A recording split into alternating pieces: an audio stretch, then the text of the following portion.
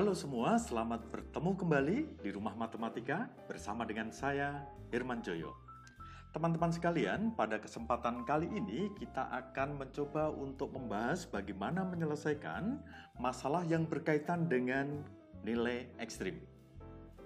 Teman-teman, untuk menyelesaikan masalah yang berkaitan dengan nilai ekstrim, kita bisa mengikuti langkah-langkah berikut. Yang pertama, tentukan variabel yang terlibat dalam soal tersebut. Jika soal berbentuk soal cerita, terlebih dahulu lakukan pemisalan. Yang kedua, tentukan mana yang akan dicari nilai ekstrim maksimum dan minimumnya. Umumnya, hal ini dilakukan dengan membuat persamaan agar fungsi yang dicari nilai maksimum atau minimumnya menjadi satu variabel. Jika diperlukan, pada proses ini bisa menggunakan substitusi atau eliminasi. Ketiga, tentukan nilai stasioner untuk menentukan nilai maksimum dan minimum fungsi. Keempat, jika soal berbentuk soal cerita, tafsirkan jawaban yang diperoleh sehingga sungguh-sungguh menjawab persoalan yang terkandung dalam soal cerita tadi. Nah, ini adalah langkah-langkah umum bagaimana menyelesaikan masalah yang berkaitan dengan nilai ekstrim. Oke, mari kita lihat contohnya. Seseorang ingin membuat dua buah kandang berdampingan masing-masing dengan ukuran P meter, Q meter, dan luasnya adalah 12 meter. Jika pada kedua kandang tersebut akan dibuat pagar, tentukan ukuran P dan Q agar panjang pagar yang dibutuhkan minimum.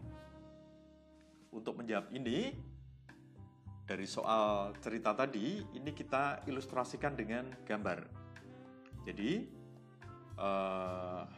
dia ingin membuat dua buah kandang yang berdampingan. Oke, ukurannya P meter dan Q meter.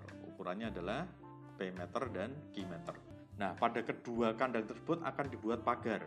Tentukan nilai P dan Q agar panjang pagar yang dibutuhkan adalah minimum. Oke. Jika P kali Q sama dengan 12, maka nanti P-nya sama dengan 12 per Q. 12 dibagi Q. Misalkan kelilingnya itu sama dengan K, sehingga nanti keliling ini bisa kita nyatakan sebagai fungsi dari P dan Q. Kelilingnya sama dengan 3P ditambah 4Q. Asalnya dari mana? Kelilingnya kan nanti ini.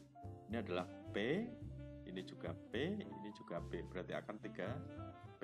Kemudian Q-nya ada ini Q, ini Q, ini Q, ini Q. Ada 4Q. Jadi kelilingnya itu adalah ini ya. Ini ke sini, ke sini, ke sini, ditambah yang tengah ini. Oke? Sehingga nanti keliling itu bisa dinyatakan sebagai fungsi dari P dan Q sama dengan 3P ditambah 4Q. Substitusi P sama dengan 12 dibagi Q ke dalam persamaan keliling K P, Q sama dengan 3P plus 4Q.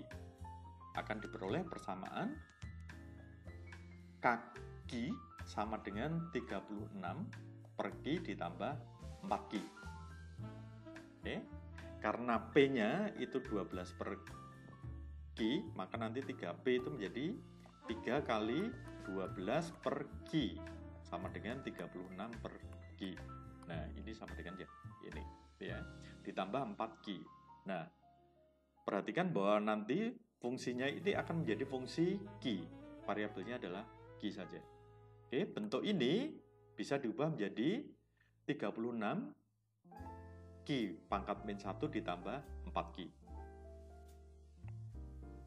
Keliling itu akan minimum jika K aksen Q itu sama dengan 0. Ini kalau kita turunkan dulu, itu hasilnya adalah min 36 Q pangkat min 2 ditambah 4 itu ya.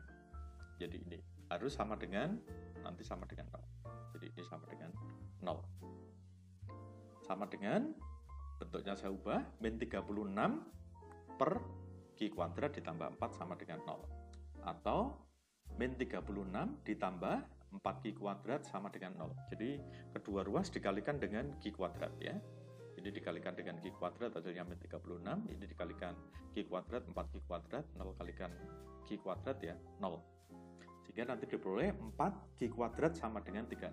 36-nya pindah ruas jadi ini ya, positifnya. Dari min 36 pindah ruas menjadi positif 36.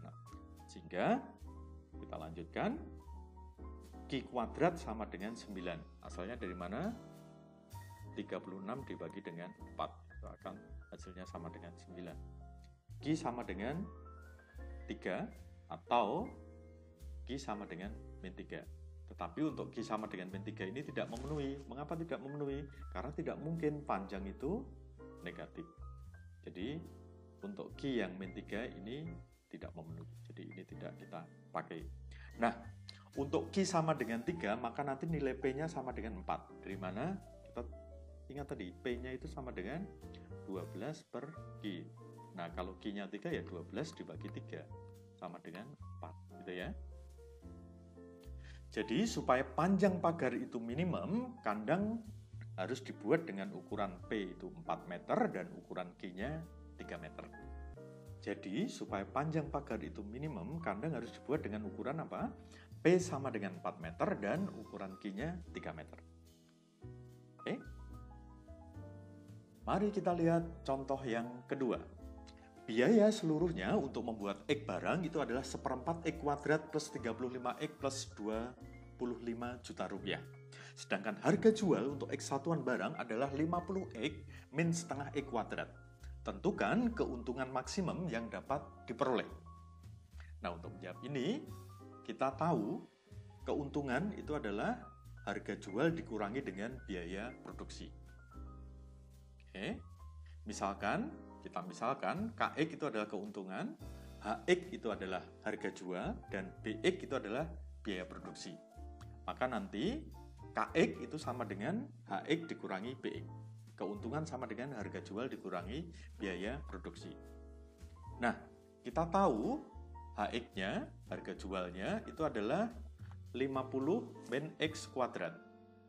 Oke, dikurangi dengan biaya produksi, BX-nya. Biaya produksinya adalah 1/4 X kuadrat ditambah 35X plus 25. Oke, ini kita uraikan. Hasilnya adalah min 3/4 X kuadrat ditambah 15X min 25. Ini dikurangi dengan ini. Hasilnya adalah min 3/4 X kuadrat. Kemudian 50X dikurangi 35X itu adalah 15X dikurangi 25. Nah, ini adalah KX-nya. Jadi kita peroleh KX sama dengan min 3/4 X kuadrat plus 15X min 25. Karena KX-nya tadi itu sama dengan min 3/4 X kuadrat plus 15X dikurangi 25, maka nanti K aksen X itu sama dengan min 3/2X plus 15. Keuntungan akan maksimum jika apa? K aksen X sama dengan 0.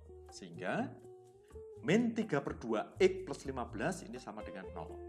Kita peroleh 3/2X sama dengan 15, X-nya sama dengan 10. Oke, X sama dengan 15 kali 2/3. Sama dengan 10 ya. 10-nya dari itu. Selanjutnya, substitusi X sama dengan 10 ke dalam KX sama dengan min 3/4 X kuadrat plus 15X min 25. Diperoleh K10 sama dengan min 3/4 kali 10 pangkat 2 ditambah 15 kali 10 min 25. Sama dengan min 75, min 3/4 kali 100 min 75 ditambah 15 kali 10, 150 dikurangi 25. Hasilnya ini adalah 50. Jadi keuntungan maksimumnya adalah 50 juta rupiah. Baik, kita akan melanjutkan dengan menghitung kecepatan dan percepatan. Teman-teman, kecepatan gerak suatu benda itu dapat dinyatakan sebagai V sama dengan ds per dt. Jika ds per dt itu lebih besar dari 0, maka nilai S itu mengalami pertambahan. Jika ds per dt itu kurang dari 0, maka nilai S mengalami pengurangan. Jika ds per dt sama dengan 0, maka nilai S tetap atau bendanya diam. Nah, dengan menggunakan notasi lain, jika jarak yang ditempuh itu adalah S, itu merupakan fungsi waktu dari T, maka kecepatan dapat dinyatakan sebagai V sama dengan S aksen T. Percepatan itu adalah turunan dari kecepatan. Jika percepatan dinotasikan dengan A, maka rumus percepatan dinyatakan dengan A sama dengan dV per dt. Sama dengan D per dt kali ds per dt. Tadi V itu kan sama dengan ds per dt. Jadi d per dt dari ds per dt sama dengan d kuadrat s per dt kuadrat. Ini adalah rumus dari percepatan. Jika ds kuadrat s per dt kuadrat itu lebih besar dari 0, maka kecepatannya bertambah. Akan terjadi percepatan. Jika ds kuadrat s per dt kuadrat itu kurang dari 0, maka kecepatannya berkurang. Terjadi perlambatan. Dan jika ds kuadrat s per dt kuadrat itu sama dengan 0, maka kecepatannya tetap. Nah, dengan notasi lain, percepatan itu dapat dinyatakan sebagai A sama dengan S double aksen T. Contoh, suatu benda bergerak dengan persamaan gerak dinyatakan oleh ST sama dengan sepertiga T pangkat 3 min 2T kuadrat plus 6T plus 3. Satuan jarak ST dalam meter dan satuan waktu T dalam detik. Tentukan kecepatan benda tersebut pada saat percepatannya sama dengan 0. Untuk menjawab ini, kita lihat dulu kecepatannya. P itu sama dengan S aksen T, sama dengan T kuadrat min 4T plus 6. Ini dari turunan dari ini. Kalau diturunkan itu adalah sepertiga kali 3 T kuadrat, itu adalah T kuadrat, min 2T kuadrat, kalau diturunkan jadi 4T, kemudian 6T diturunkan jadi 6, T-nya diturunkan jadi 0. V itu sama dengan S aksen T sama dengan T kuadrat min 4T plus 6. A itu adalah turunan kedua dari S atau S double aksen T, itu sama dengan 2T min 4. Asalnya dari mana? Turunan dari ini. Ini diturunkan jadi 2T, ini diturunkan jadi 4. 6 turunkan jadi 0.